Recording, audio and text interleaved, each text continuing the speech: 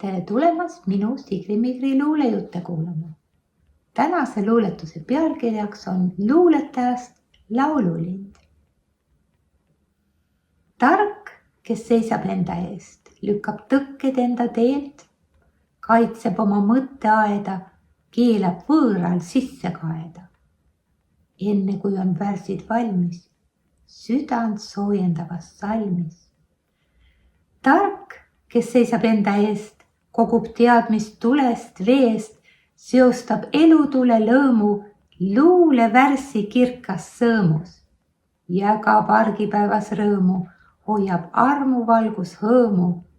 Heliseb kui laululind, rinnas vabaduse hing. Kingituseks ilmale, südamele, silmale. Tänan kuulamast, kohtumiseni!